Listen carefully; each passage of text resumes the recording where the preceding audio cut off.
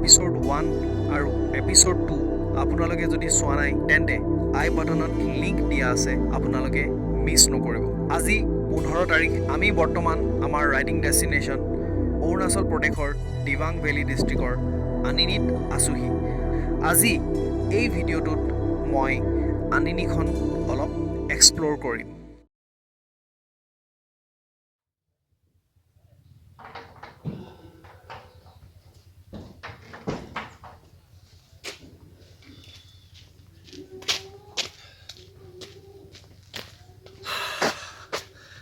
Hello guys, good morning and welcome to the channel once again from Anini.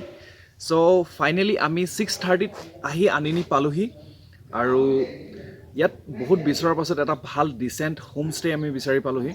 আমি ইয়াত দুটা room ল'লোঁ। এটা ৰুমত নাজিৰ দা থাকিলে আৰু এটা ৰুমত মই আৰু মামু থাকিলোঁ। ছিংগল পাৰ্চন হ'লে 700 ৰুপিজ আৰু ডাবল পাৰ্চন হ'লে 500 1000 ৰুপিজ।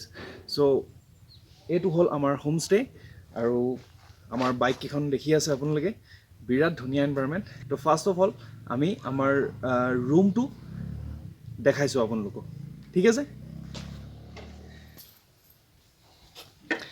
তো এইটো আমাৰ এণ্ট্ৰেঞ্চ। তো এইখিনি মামুৰ বাইকৰ লাগেজ হয়, গোটেই গ্ৰছাৰী আইটেমবোৰ চব ইয়াতে আছে। এইখন মোৰ বেড, এইখন মামুৰ বেডি শুই আছে।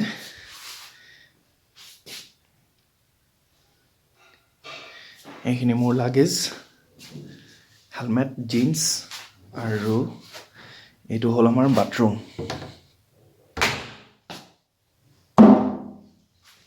আৰু এইযোৰ হ'ল মামুৰ মোজা।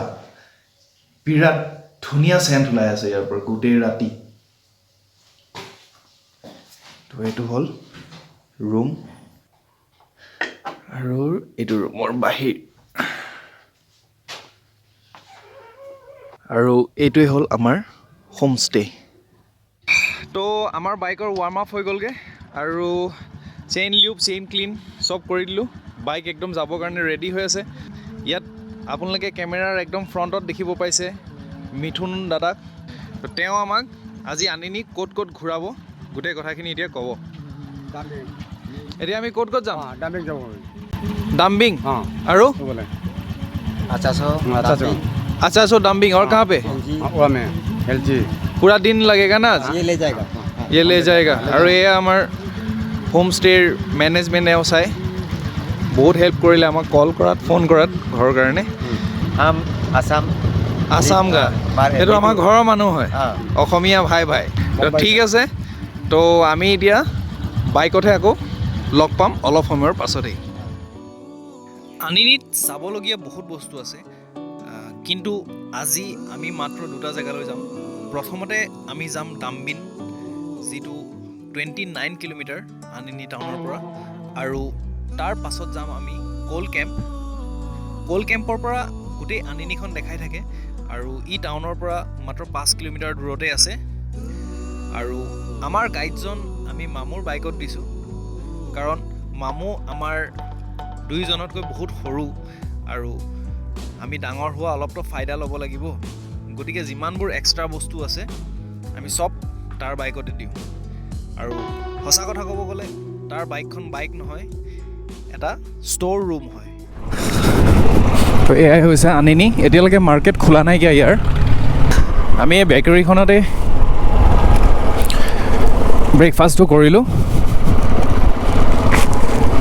ইয়াত চব ঠিকে আছে, কিন্তু বস্তুবোৰ বহুত এক্সপেঞ্চিভ হয় ইয়াত।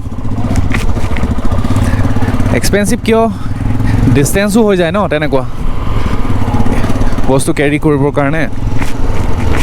আৰু ইয়াত এনেকুৱা মানে আপোনাৰ কোনোবা এখন দোকানত ছাপ'জ আলু 20 টকা বিকিছে, তাৰ বেলেগ এখন দোকানত 50 টকাটো বিকি দিব পাৰে, তাৰ ছাইডৰ দোকানখনত 100 টকাটো বিকিব পাৰে। ইয়াত মানে কোনেও কুৱেশ্যন কৰিব নোৱাৰে, কাৰণ যিজন মানুহে 50 টকাত বিকিছে তেওঁৰ সিমানটোৱে খৰচা হৈছে কেৰিং কৰোঁতে চাগে।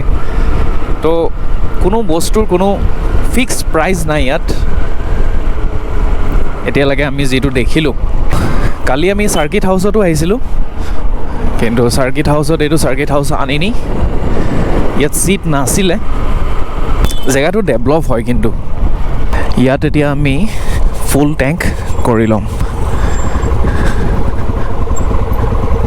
তো গাইজ আমি এতিয়া আছোঁ আনিনীত আৰু আমি পেট্ৰল ফুলফিল কৰিলোঁ। মই ৰয়িঙত ফুল টেংক কৰিছিলোঁ, তো আনিনীত এতিয়া আকৌ ফুল টেংক কৰিছোঁ। চ' আনিনীৰ পৰা ৰয়িঙলৈকে মোৰ এক্সপালছত 520 টকাৰ তেল খালে আৰু হিমালয়ানত খালে 700 ৰুপিজ, 180 ৰুপিজৰ ডিফাৰেঞ্চ। তো আজি আমি ৰাতি একেটা হোমষ্টেতে থাকিম আৰু কালি আমি আৰ্লি মৰ্ণিং ওলাই দিম ইয়াৰ পৰা।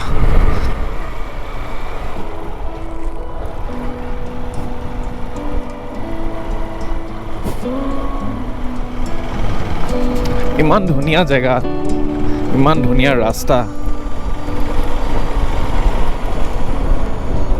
আৰু আমাৰ হোটেলৰ ওচৰতে এখন ফাংচন হৈ আছে। তো সেই ফাংচনখনতো আজি ৰাতি আমাক স্পেচিয়েল ইনভিটেশ্যন দিছে খানা খাবৰ কাৰণে। ইয়াৰ লোকেল মানুহখিনিও খুব ছাপৰ্টিভ, হেল্পফুল হয়।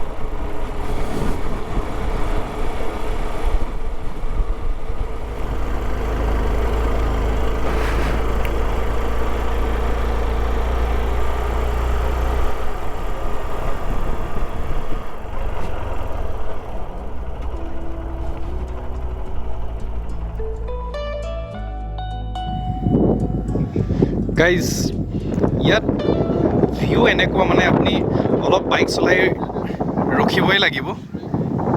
আৰু এইটো এটা ভিউ য'ত আমি এতিয়া ৰৈছোঁ, আৰু এই লোকেশ্যনটোতে অকলে মোবাইল নেটৱৰ্ক পোৱা যায়। ইয়াৰ আগত আৰু মোবাইল নেটৱৰ্ক পোৱা নাযায়। চ' আমাৰ যোনটো লোকেশ্যন ডাম্পিং, তাৰ পৰা খুব বেছি দূৰত নহয় চাইনা লোকেশ্যনটো।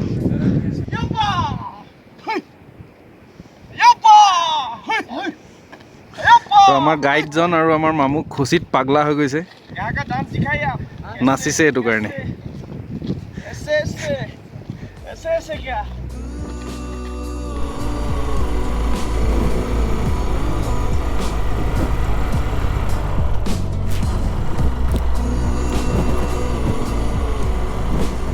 আমি যোনটো হোমষ্টেত আছিলোঁ, আৰু সেই হোমষ্টেটোত যিগৰাকী লেডি থাকে, তো তেওঁ ইয়াত কোনোবা ৰিলেটিভ আছে। চ' সেই ৰিলেটিভৰ কাৰণে মেগীৰ পেকেট আৰু এনেকৈ কিছুমান খোৱা বস্তু ইয়াত দি পঠাইছে, কাৰণ ইয়াত দোকান পোহাৰটো একো পাবলৈ নাই। আৰু তাত আমাক চাহ খাবলৈও কৈছে।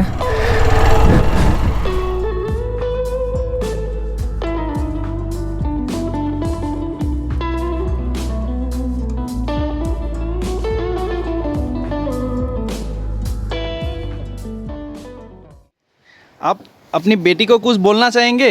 रिकॉर्ड हो रहा है, बोलिए तो। क्या कुछ खबर भेजनी? खबर भेजनी है क्या? बोल लीजिए, कुछ बोलना है तो।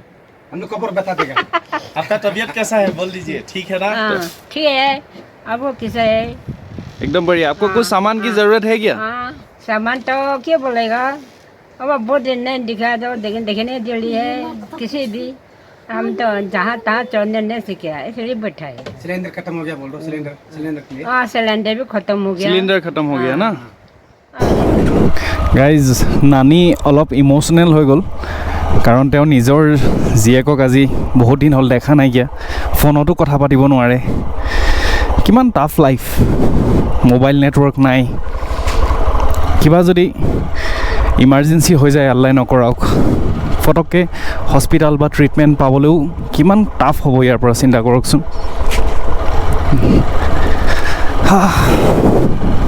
গোটেই জীৱনটো পাহাৰতে কটাই দিলে এইবোৰ মানুহে মাউণ্টেইন ওমেন ফিজিকেলি মেণ্টেলি কিমান ষ্ট্ৰং হয়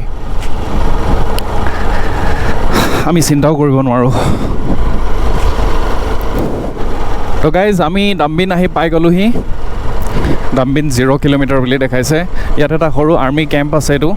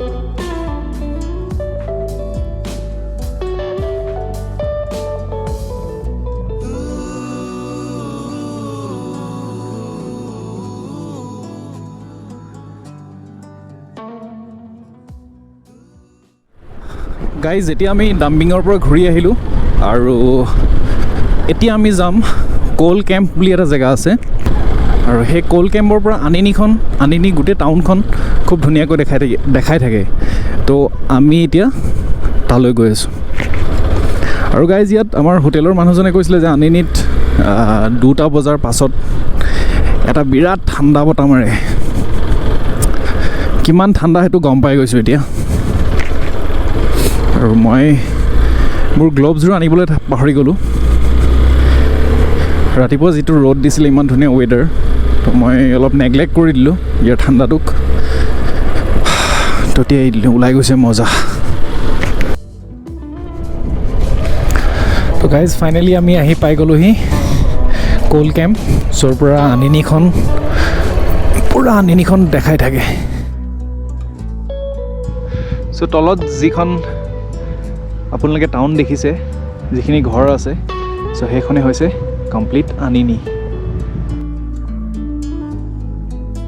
আৰু 5 দিনা ৰাতিপুৱা 6টা বজাত আমাৰ ৰিটাৰ্ণ জাৰ্ণি আৰম্ভ হ'ল আনিনিৰ পৰা আমাৰ যোৰহাট ডিষ্ট্ৰিক্টলৈ এই ৰাইডটো কৰিম বুলি বহুত দিনৰ পৰা ভাবি থকা হৈছিল আজি বহুত ভালো লাগিছে কিন্তু এই ঠাইডোখৰ এৰি গুচি আহিবলৈ মনো যোৱা নাই আকৌ আমি আনিনি আহিব পাৰিম নে নোৱাৰিম সেইটো নাজানো কিন্তু এই ৰাইডটো আমি কেতিয়াও নাপাহৰোঁ